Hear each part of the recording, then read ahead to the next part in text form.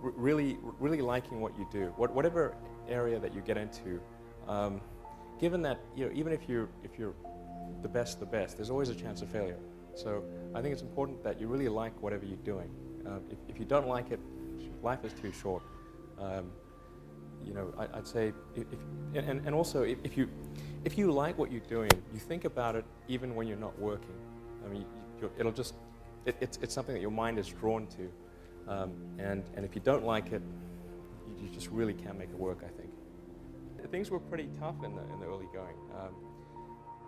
I didn't have any money. In fact, I had negative money. I had huge student debts. So, in fact, I couldn't afford a place to stay and an office. So I rented an office instead, because I got a cheaper office than I could get a place to stay. And then I just sort of slept on the futon and showered at the YMCA on Page Mill and El Camino. I was in the best shape I've ever been. Go to shower, work out, and you're good to go.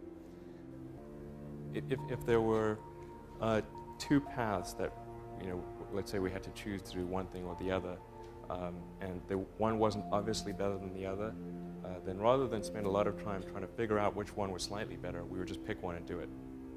And sometimes we'd be wrong, and we'd pick the suboptimal path. But often it's better to pick a path and do it than to just vacillate endlessly on a choice.